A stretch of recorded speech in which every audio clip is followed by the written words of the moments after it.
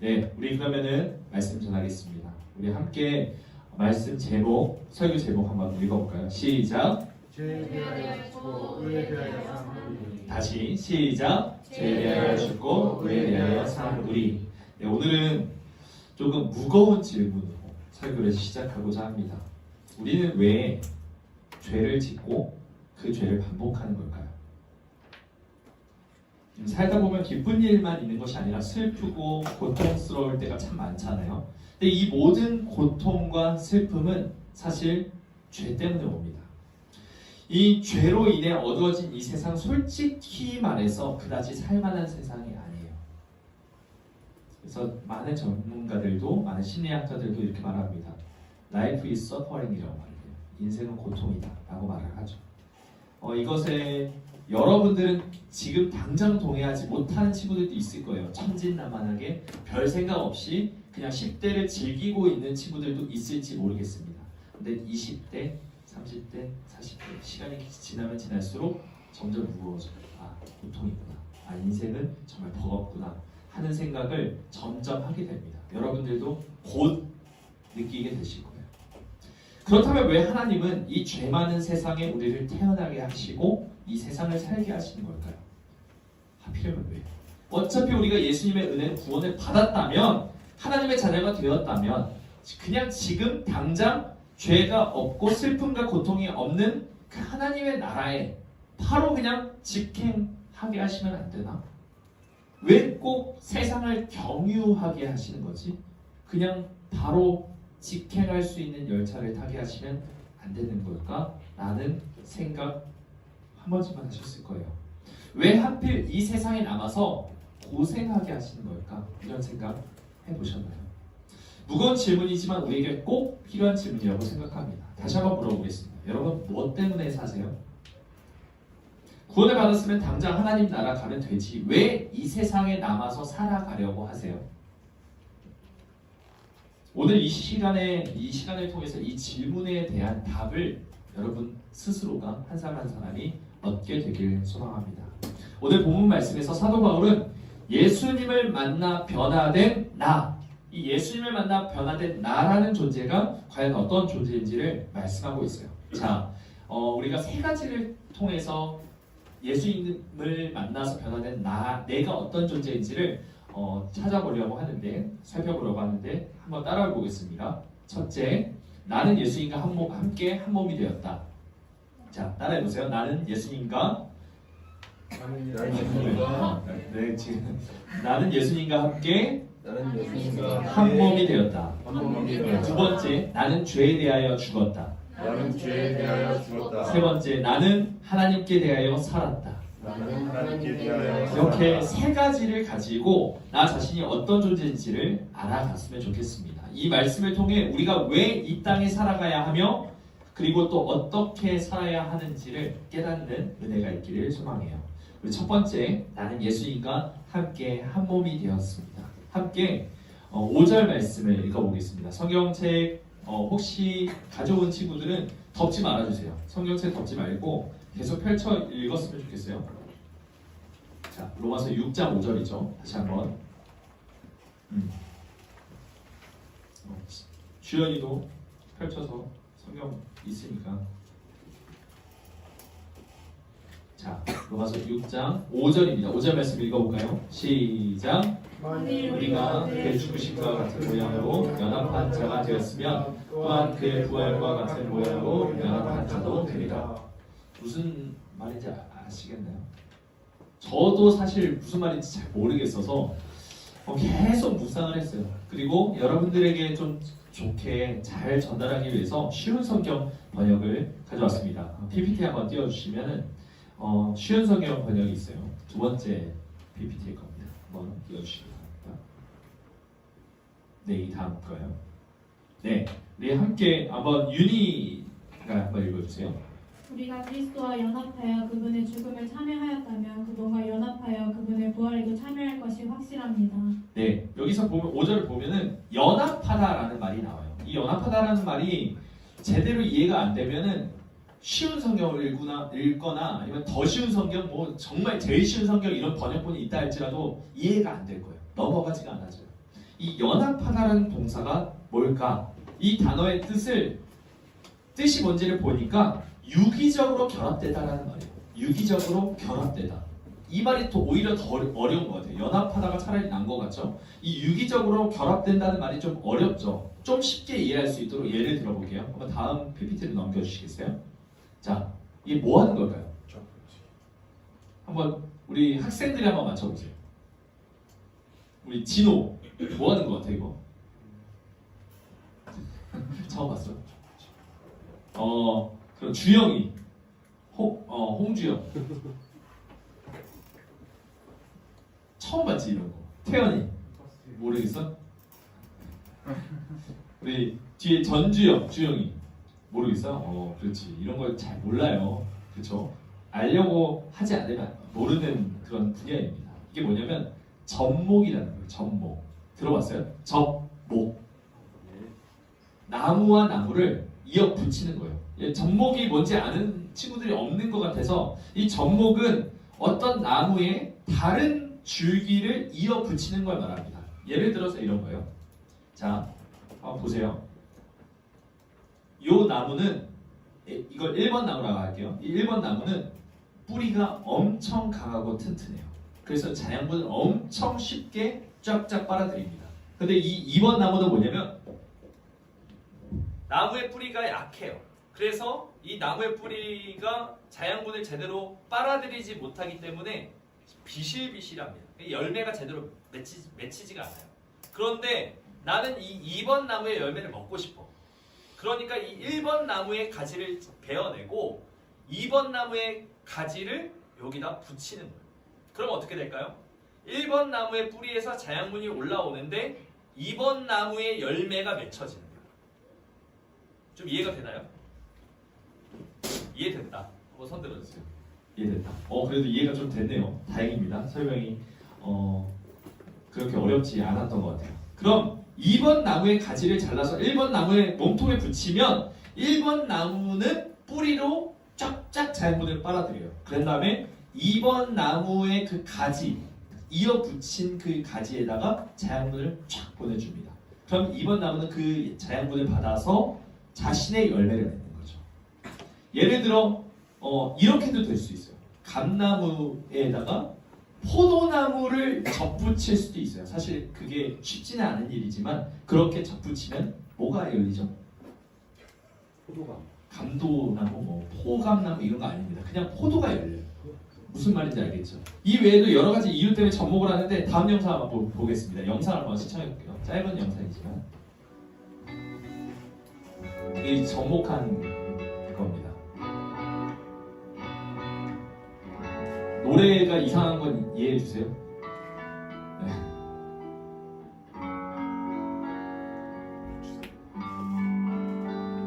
저기는 칠리예요. 지금 칠리 가지를 접붙인 겁니다. 네, 보세요. 뒤에 뭐가 열렸는지 보세요. 네. 신기하죠? 한 나무에 가지가 열려 있고 저기 지금 칠리예요. 위로 올라가 있는 빨간색 고추는 칠리입니다. 칠리 그리고 저 위에는 보면은 방울토마토까지 열려 있어요. 3 in 1. 그래서 한 나무에 3개의 열매가 지금 맺혀지고 있는 거예요. 신기하죠? 유기적 결합이라는 게 바로 이런 거예요. 나와 예수님은 완전히 다른 존재죠. 나는 죄인이고 마귀의 자녀예요. 동의하시나요? 아니, 마귀의 자녀요? 솔직히 말넘심 아닌가요? 이렇게 생각하는 친구들이 있나요? 아니에요. 성경이 분명하게 말하고 있습니다. 요한복음 8장 44절 한번 읽어보겠습니다. 요한복음 8장 44절 제가 준비 안 했나요? 그렇습니다. 네. 네, 한번 읽어주세요.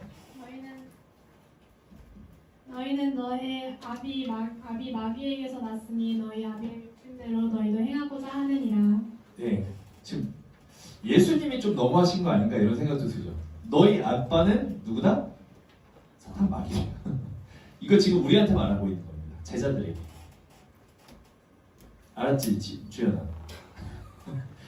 우리 아빠가 누구라고요? 원래는 마귀였다고요. 지금 예수님이 분명하게 그렇게 말하고 있습니다. 이제 확실해요. 다시 말해보겠습니다. 우리는 누구의 자녀였어요? 마귀의 자녀였고 죄인이었어요. 예수님은 어때요? 의인이고요. 누구의 자녀죠? 하나님의 아들입니다. 다음 한번 PPT 넘겨주세요. 그러니까 나라는 존재는 이미 뿌리부터 썩어버린 나무에 붙어있는 가지예요. 뿌리가 약할 뿐만 아니라 완전히 썩어있어요. 그러니까 자양분을 빨아들이지도 못하고 빨아들인다 해도 독소만 빨아들이고 있어요. 그러니까 이 가지는 시간이 지나면 어떻게 돼요? 완전히 그냥 말라 비틀어져 죽을 수밖에 없어요. 썩어버립니다. 반면에 예수님은 시냇가에 심은 나무, 영원히 마르지 않는 생명나무예요. 그런데 하나님은 나를 불쌍히 여겨주셔서 나라는 이 가지를 이 썩은 나무에서부터 잘라내신 거예요. 그리고 예수님이라는 이 생명나무에 접붙이신 겁니다. 그래서 이제 나는 예수님과 완전히 한 몸이 된 거예요. 이제 뗄래야 뗄 수 없을 정도로 이게 둘이 완전히 붙어버린 거죠. 이게 유기적 결합이고 연합이에요. 이제 우리는 예수님이라는 나무에서 자양분을 계속해서 공급받아서 열매를 맺는 건강한 가지가 됐습니다. 예수님이 이렇게 말씀하세요. 요한복음 15장 5절에서 6절 말씀. 15장 5절에서 6절 말씀. 네, 읽어주세요. 나는 포도나무여 너희는 가지라. 그가 내 안에 내가 그 안에 거하면 사람이 열매를 많이 맺나니 나를 떠나서는 너희가 아무것도 할 수 없음이라. 사람이 내 안에 거하지 아니하면 가지처럼 밖에 버려져 마르나니 사람들이 그것을 모아다가 불에 던져 사르느니라. 아멘. 여기서 말하는 게 유기적 결합, 즉 연합이라는 거예요. 나는 포도나무고 너희는 가지야. 아까 요한복음 8장에서 뭐라고 했어요? 너희 아비는 누구라고요? 마귀라고요. 그런데 그 후에 나중에 뭐라고 말씀하고 있어요? 예수님께서 나는 포도나무고 너희는 가지야. 내가 너 안에 그가 내 안에 있으면은 사람이 열매를 많이 맺는다 이렇게 말을 하고 있죠. 이게 지금 접붙이는 그 상황을 말하고 있는 거예요. 접목되어져서 우리가 예수님이라는 나무에 접목되어져서 이제 썩어가고 완전히 말라 비틀어진 그런 가지가 아니라 계속해서 싱싱하게 자라나는 열매를 맺는 그런 생명을 창출하는 나무가 그 가지가 되었다는 겁니다. 이렇게 나는 예수님과 한 몸이 되었어요. 이제 예수님과 나라는 존재는 유기적으로 한 결합체가 되었다는 거예요. 예수님의 생명이 계속해서 나에게 흘러 들어와야 해요. 우리가 다시 죄를 짓고 하나님으로부터 멀리 떠나 살아가다 보면 우리의 표정이 매우 무미건조해지는 경우가 있어요. 저는 여러분들의 표정만 봐도 영적인 상태를 조금은 알 수 있어요. 아, 정신없이 지냈구나. 아, 정말 하나님과 전혀 상관없이 지냈구나 하는 친구가 있는가 하면요, 정말 눈빛이 반짝반짝 저를 잡아먹으려고 하는 친구들이 있어요. 그래서 이 사람이 한 주 동안 어떻게 살아왔는지를 저는 어느 정도 이 강단에 서서 알 수가 있습니다. 그리고 여러분들의 생각과 행동이 하나님을 떠나서는 아주 미련해지고 어리석어진다는 것을 여러분들도 경험해 봤을 거예요. 느껴봤을 겁니다. 왜 그럴까요? 예수 그리스도의 생명이 나에게로 흘러 들어오지 않기 때문이에요. 말라 비틀어진 가지, 자양분을 받지 못해서 열매를 맺지 못하는 가지는 그저 땔감으로밖에 쓸모가 없다라고 지금 6절에도 말씀하고 있어요. 우리는 예수 그리스도로 인해 새 생명을 얻은 존재임을 기억하고 날마다 주님을 기쁘시게 하는 자들이 되길 원합니다. 아멘이신가요? 아멘인가요? 아멘. 네, 자지 말고요, 여러분들. 자, 두 번째, 나는 죄에 대하여 죽었다. 자, 함께 다시 한번 따라해 보겠습니다. 나는 죄에 대하여 죽었다. 나는 죄에 대하여 죽었다. 네, 우리 4절 말씀을 읽어보겠습니다. 4절 말씀 제가 읽어볼게요. 그러므로 우리가 그의 죽으심과 합하여 세례를 받음으로 그와 함께 장사되었나니 이는 아버지의 영광으로 말미암아 그리스도를 죽은 자 가운데서 살리심과 같이 우리로 또한 새 생명 가운데서 행하게 하려 함이라. 우리 4절 말씀 한번 천천히 보겠습니다. 4절 말씀 보면은 우리가 그의 죽으심과 합하여 세례를 받았고 그와 함께 장사되었다라는 표현이 나옵니다. 이 세례를 받았다는 표현이 나오는데 세례를 받았다는 게 무엇을 뜻하는 걸까요? 예수님이 십자가에 달려 죽으셨다는 것을 의미해요. 그 당시 세례를 주는 방식을 한번 생각하면 쉬울 거예요. 세례 요한이 사람들에게 세례를 어떻게 주었죠? 물 잠깐 담궈서 성부와 성자와 성령의 이름으로 세례를 주노라. 이건 장로교 방식이거든요. 이렇게 하지 않았어요. 어떻게 했을까요? 침례죠. 강에 들어가요. 세례자도 들어가고요. 세례를 받는 자도 들어가요. 그래서 어떻게 하죠? 완전히 물 안에 들어갑니다. 오늘 그래서 물에 들어가는 것은 뭐를 뜻한다고요? 죽음을 의미한다고요. 그리고 물에서 나오는 것은 부활을 의미한다고 말하는 겁니다. 마귀의 자녀로서 오염되었던 이 나의 옛 자아가 예수님과 함께 십자가에 못 박혀 죽고 예수님이 다시 부활하실 때 우리 역시 새 사람이 되어서 예수님과 함께 부활하게 된 것이죠. 우리가 예수님과 유기적으로 완전히 결합했기 때문에, 즉 한 몸으로 연합되었기 때문에 이것이 가능한 것이라는 거예요. 예수 그리스도와 한 몸 된 우리는 이제 죄에 대해서 완전히 죽은 몸입니다. 죄에 대해서 완전히 죽었다는 것은 죄가 무엇인지조차 전혀 알지 못하게 되었다는 것이죠. 우리 한번 따라해 보겠습니다. 완전한 결별. 완전한 결별. 네, 완전한 결별. 이게 무엇을 뜻하냐? 남자와 여자가 서로 사귀었어요. 근데 알고 보니까 남자가 너무너무 질이 안 좋은 사람이었어요. 뭐 여사친이 있는데 막 썸 타고 스킨십하고 막 심지어 바람까지 피우는 놈이었어요. 최악이죠.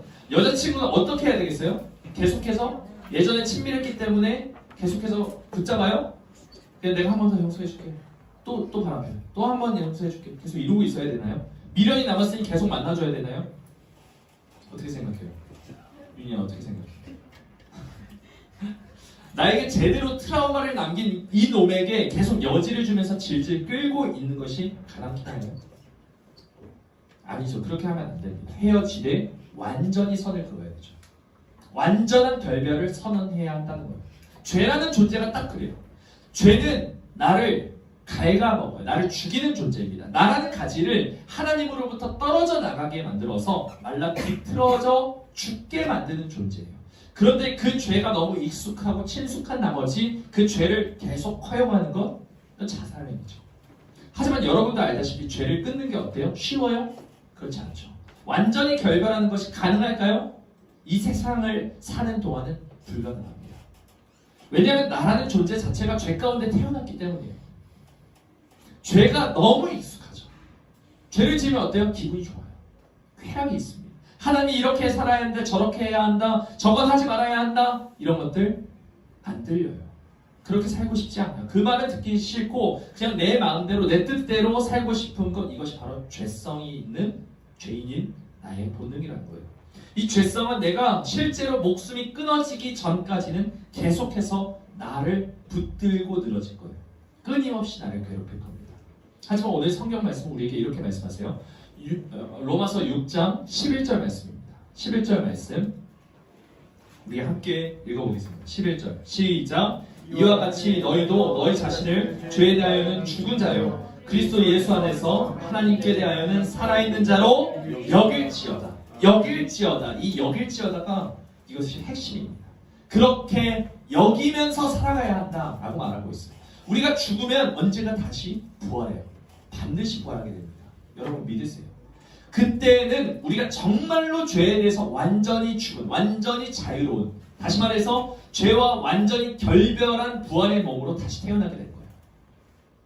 그러니까 앞으로 영원히 그렇게 살 것을 우리가 생각하면서 지금 이 세상에 살아있을 때도 그렇게 살고자 몸부림치라는 말이에요. 우리 몸뚱아리는 죄를 짓기를 계속해서 갈구하는데 나는 죄에 대해서 죽었다라고 선언하면서 몸부림치면 무슨 일이 일어날까요? 뭐가 일어나죠? 싸움이 일어나죠. 갈등이 일어나요. 열이 발생하고 진동이 발생하는 거예요.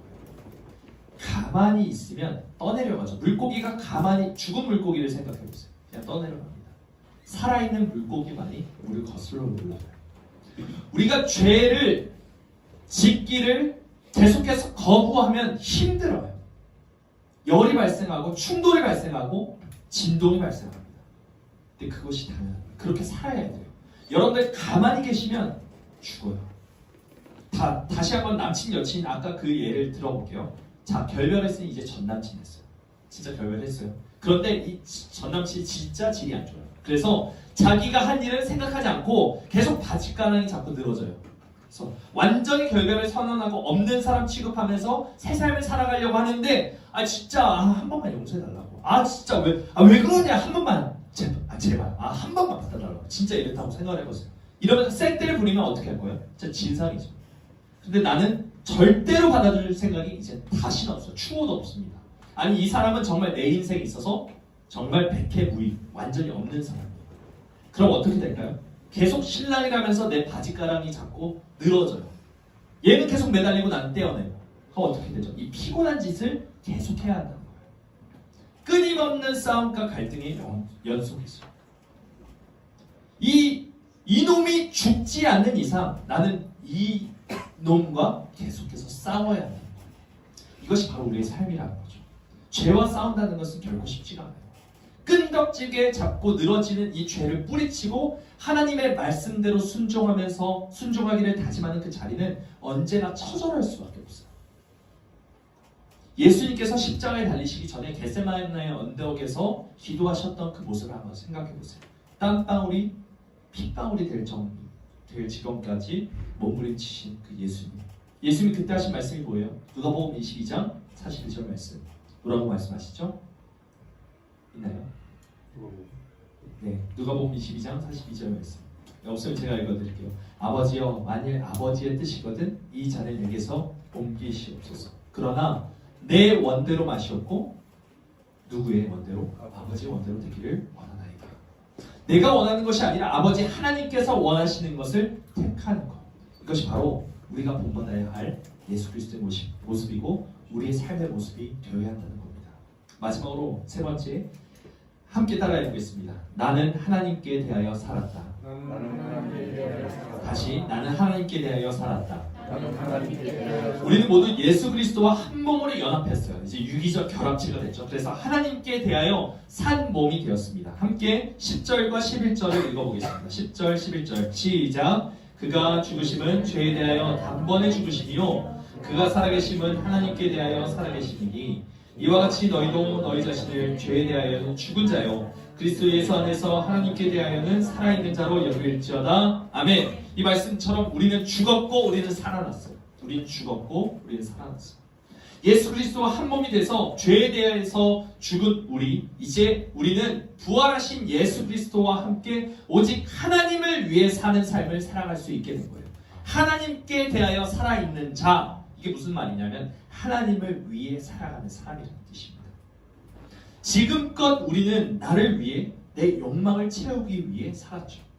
이 죄 때문에 허덕이면서 살았어요.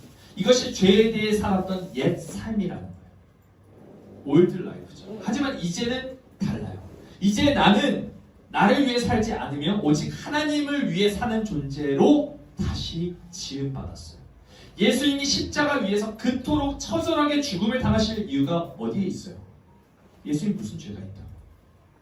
예수님 무슨 잘못을 했다? 하지만 예수님은 하나님을 위해 자신을 버리셨죠. 아버지의 뜻대로 되길 원합니다. 하나님을 기쁘시게 하기 위해서라면 죽는 것도 전혀 아깝지 않습니다 라고 생각하셨어요. 이것이 바로 예수님의 마음이고 우리는 바로 이러한 예수님과 한 몸이 되었다는 거예요. 갈라디아서 2장 20절 말씀 이렇게 말합니다. 갈라디아서 2장 20절 말씀 함께 읽어보겠습니다. 시작. 내가 그리스도와 함께 십자가에 못 박혔나니 그런즉 이제는 내가 사는 것이 아니요 오직 내 안에 그리스도께서 사시는 것이라.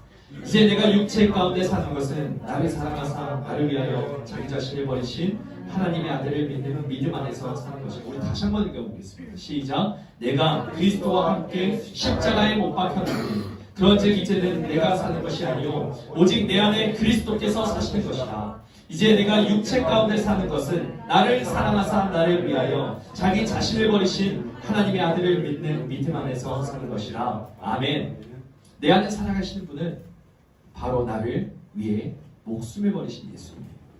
이제 내가 이 땅 가운데 이 땅에서 살아가는 이유는 오직 하나님을 위해 나를 위해 자기 자신을 버리신 하나님의 아들 예수님을 위해 그렇게 살아가는 것이죠. 그럼 다시 맨 앞에서 했던 질문을 한번 해볼까요? 이 죄 많은 세상 왜 살아야 돼요? 왜 계속 살아가야 할까요? 솔직히 힘들잖아요. 이 세상 살아가는 거. 여러분들 공부하는 것도 그렇고 스트레스 많을 거예요.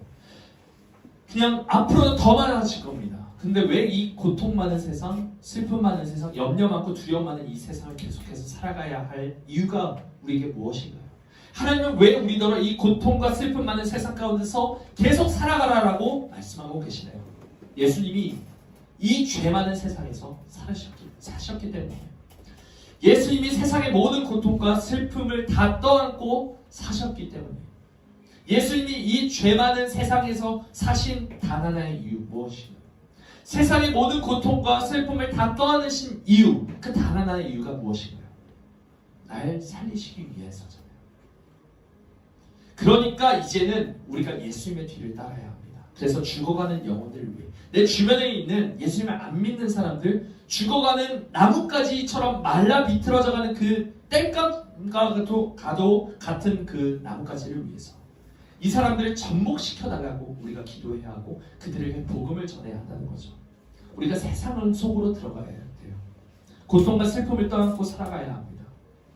죄에 대하여 죽었으니 우리가 계속해서 선언하며 완전한 결별하고 계속해서 그 죄와 부딪히고 경쟁하고 싸우고 치열하게 우리가 몸부림쳐야 한다는 것이죠. 이것이 바로 하나님께 대하여 사는 자, 즉 하나님을 위해 살아가는 사람입니다. 우리 모두가 예수님과 함께 하나 되었으니 죄와는 완전히 결별하고 오직 하나님을 위해 살아가기를 다짐하며 선언하며 처절하게 몸부림치며 살아가기를 주님의 이름으로 간절히 소망합니다.